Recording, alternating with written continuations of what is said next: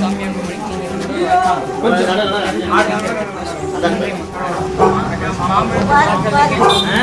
தெரிஞ்சவங்க வீட்டில் எல்லாருமே சொல்லுங்க.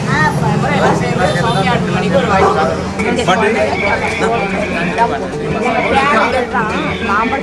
சரிம்மா சரிம்மா. அப்பா கலர் மாறாதுங்க. இங்க இருக்க மற்ற கட்சி யாருக்குமே வந்து ஒரு பிரதமர் வேட்பாளர் கூட கிடையாது.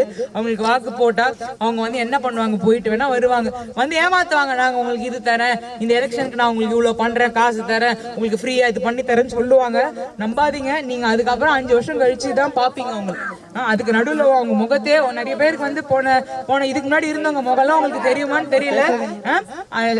ஐயா மட்டும்தான் அவர் 2019 தோத்துட்டாரு. ஆனா திரும்ப திரும்ப திரும்ப இந்த என் ஊரை நான் பண்ணுவேன், எனக்கு இவங்க மேல எப்படி கோவம் வரும், என் மக்கள் எனக்காக ஓட்டு போட்டாங்க, நான் பண்ணுவேன் திரும்ப திரும்ப திரும்ப இந்த ஊருக்கு மட்டும்தான் அவர் வராரு.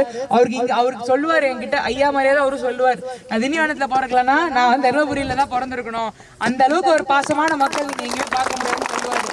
என்ன நீங்க வரவேற்கிறத என் மேல எனக்கு இவ்வளவு நேரம் நீங்க காத்திருந்து எனக்கு நீங்க இவ்வளவு பண்றதே எனக்கு தெரியுது, எவ்வளவு பாசம்.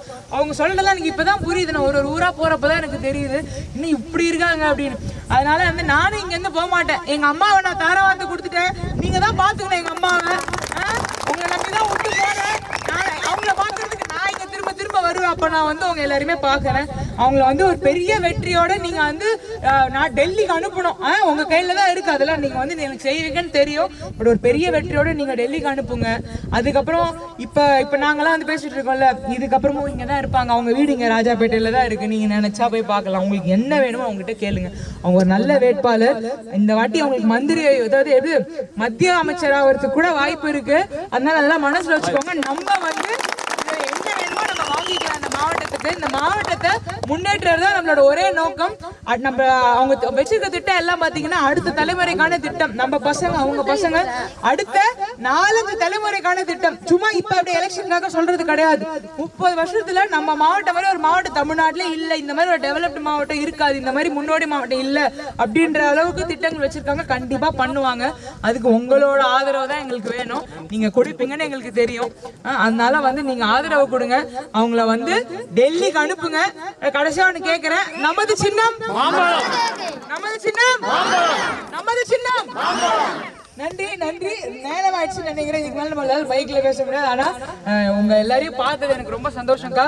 ஜெயிச்ச உடனே இல்ல கண்டிப்பா சொல்றாங்க, உண்மைதான். சிப்காட் நிறுவனத்தை வந்து அன்புமணி அவர்கள் இங்க வந்து அடிக்கல் நாட்டி இருக்காங்க. அதுக்கு போராடி நம்ம கட்சி நிர்வாகிகள், நம்ம கட்சி வேட்பாளர்கள், அதாவது எம்எல்ஏ, பழைய எம்பி இவங்களெல்லாம் சேர்ந்து சண்டை போட்டு வாங்கினாங்க. இன்னைக்கு வந்து அது தொடக்க நிலையில இருக்கு. அதுக்கப்புறம் வந்தவங்க அப்படியே கிடப்புல போட்டு வச்சிருக்காங்க. அது வந்து முன்னேற்றிடும். அதுக்கு நம்ம நல்லா இது பண்ணி நம்ம வாங்கி நடத்திட்டோம்னா 80% இளைஞர்களுக்கு இங்கே வேலை. நாங்க வந்து வேற எங்கேயும் போக தேவையில்ல, வேற எந்த மாவட்டத்துக்கும் போக தேவையில்ல. நம்ம பசங்க, நம்ம புள்ள குட்டிங்க எல்லாமே இங்கே வேலை பார்க்கலாம். அந்த அளவுக்கான ஒரு வேலை வாய்ப்பெல்லாம் வந்து நிறைய உருவாகிறதுக்கு இருக்கு. அதெல்லாமே அவங்க திட்டங்கள் வச்சிருக்காங்க. கண்டிப்பா அதெல்லாம் செய்வாங்க. நீங்களாம் வந்து நான் இதான் சொல்றேன், எலெக்ஷன் முடிஞ்ச உடனே எங்க அம்மா எனக்கு ஜெயிச்சிருவாங்கன்னு தெரியும். உங்களை பார்த்தாலே தெரியுது நீங்க ஜெயிக்க வச்சிருவீங்கன்னு.